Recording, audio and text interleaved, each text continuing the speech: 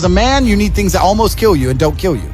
So I'm rich not because of money. I'm rich because I've been through a whole bunch of shit. Like, I don't see anyone else on the planet richer than me because they're either too old or their life's been too easy. Like, I've had a very, very unique life, very, very eclectic life.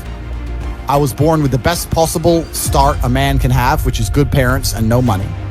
I've made all of my money completely myself the hard way. Men think it's okay to just become comfortable now. You're not supposed to be comfortable. You were never evolved to be comfortable. You're supposed to be uncomfortable. Right. And if you make yourself uncomfortable constructively, it's very easy to be anything you want. I don't see why people play the games. I find it amazing that people will sit there and spend all their time upgrading that character, making as much money as they can, getting the best guns, getting strong, getting important people, getting the best car. They'll do all that in a game, but they won't do it in real life. I find that incredible. They play the games because they're scared of loss, because if you die in the game, you get another chance. If you lose in the game, you get another chance. In life, you get one shot. If you get some balls, that's what life is as a game. That's what life is as a man. This is one big video game. You get to upgrade your character. You're not born with any value. As a man, if you don't make yourself valuable, you have no value. You have to get up and do it. Just like a video game, you start with fucking zero. You have to decide if you want to complete it. You have to upgrade your character. So I find it amazing that men are going to play video games and fuck about and waste their time instead of upgrading their character. Everyone knows what to do. You know what you have to do. You know you're supposed to go to the gym. You know you're supposed to train, learn how to fight. You know all these things. You don't do them. That's your decision. It's your prerogative. I didn't make that choice. I made the choice to do it all. I decided all of it. And every single man watching this can do the exact same thing. When I tell people that you are the sum of the 5 people you spend the most time with, everyone agrees. They go, yeah, that's probably true. The 5 people you spend the most time with, that's what you're gonna end up like. They say, yeah, that's true. And then they continue to hang around with people who they don't want to be. Why? There has to be a point. There has to be a point where you sit and go, okay, you're my friends, etc., etc. I love you guys. Yeah, we can talk, whatever. But I'm on a different life path. You have to leave some people behind. If you were to come hang around with me and my crew, you would be self-conscious, and that self-consciousness would motivate you, or they would certainly instill the discipline required for you to change. You don't feel self-conscious amongst your peers. That's why you don't change. If you were to get in a room and you're the only person who ain't a fucking monster, you'd want to become a monster. That's life. That's humanity. So I say this to people all the time. If you know you're the sum of the 5 people you hang around with, why you hang around with people you don't want to be? We're living in a comfortable world now where people think, oh, it doesn't matter, it doesn't matter. But you know what? To some degree, it does matter. It does matter, and I'll tell you who it matters to. It matters to your soul, and it matters to God. I stand in the mirror with a pure heart. I know I am the best version of me that could possibly ever exist. I know that God is proud of me. There's nothing that God hates more than sloth and laziness. If God were to create a man, and that man were to sit around and do fuck all, God will frown upon you. It's why you're never lucky. If you're listening to this and you think I'm never lucky, I'll tell you why, because God dislikes you because you're fucking lazy. Start to work. Start to show God the beauty of his own creations. You'd be amazed how lucky you'll become. Your minds are broken. You need to rewire your mind and resist the slave programming. I'll tell you how. First thing you have to do is identify it. You have to identify what is happening to you. I use my mind to break the trap. What I do is I allow my enemy to manipulate me on purpose.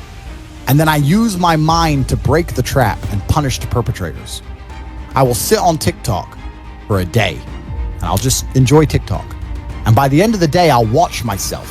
How quickly I'm looking to be entertained, how little time I give a video, how fucked up I am. And then I'll blink and I'll cure my fucking brain. You must allow yourself to be manipulated and you must fix it. All of it. If you cannot control your own mind, then you are just a feather in the wind of life. Because your own mind is the only thing you can control. You can't control the weather. Right. You can't control other people. You can't even control whether your heart stops beating. You might have a heart attack tomorrow. You can't control anything besides what you think. If you cannot control your own mind, then you go through life with zero control, zero influence. You can't control anything. You're just a feather in the wind, waiting for life to blow you from happy place to sad place to happy place to sad place, completely hoping on the gods to be fortunate to you, because if any genuine discomfort comes your way, you're fucked. It is trained like everything else in life. It is trained. So if you find yourself unable to focus or concentrate on tasks, you must blink and cure your brain. If you find yourself unable to go and dedicate yourself to something you don't want to do, you must blink and cure your brain. Because all of our minds have been under constant assault for years. The way the mind functions, the way people interact has changed so significantly in the last 10 years you wouldn't believe.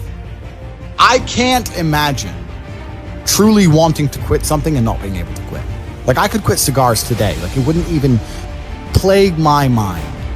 Like, if I wanted to quit, I'd quit.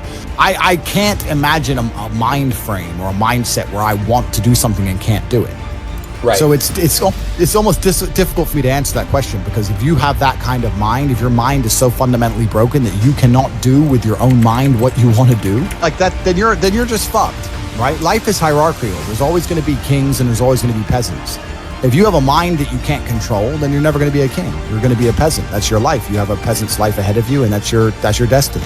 Enjoy, right? There's always been peasants. That's life. But I believe that the important thing you can do as a man is to gain control of your mind. Once you have control of your mind, life is so ridiculously easy. It's so ridiculously easy. It's so easy to be in. People say to me, Tate, you're in good shape. All you do is drink vodka and travel the world. You're never even home. You never even have a gym. How do you do it? It's ridiculously easy if you control your mind. If I decide to do 1,000 push-ups, I'll do them. Maybe I have to do them one at a time. Maybe I'll get tired. Maybe I need a break. I'm going to do 1,000 because I said I'm going to do 1,000. It's not fucking hard. Everyone knows what they're supposed to do. Once you control your mind, it's easy, right? Getting over a breakup with that bitch. You miss that girl, you're upset, you miss her with all your heart, da-da-da. But once you realize she's gone, if you control your mind, she's gone now. She's gone now, gonna miss her. That's a shame. Off to the gym. You either control your mind or you don't. And all of these things stem from the same problem. It's something you can do. It's something that is learned. It's something that is taught. But it's something that I needed to survive. So for me, it's easy, right? It's all I've ever known. Right. But people have they don't need it to survive, so they never develop the skill. It's just how it works. At the end of World War II, when men went to Europe and saw unspeakable horrors at the end of World War II, did they all come home and need therapy, or did they all come home and get back to life? Because everyone was taught to have a mind that they control because they needed it to survive. There's no one else. That's how life worked back then. Now imagine there was a war that big. Imagine the fucking therapy, the fallout, the fucking bullshit. No one would be able to fucking even just go back and I'm not saying they didn't see bad things. I'm not saying it's not hard. It's fucking horrible. But that's how it works. That's life. Like, I've seen shit. Like, we've all had our trauma. You have to get through it. Goals are for motivation. I don't work on motivation. I work on discipline. So I don't have a set goal.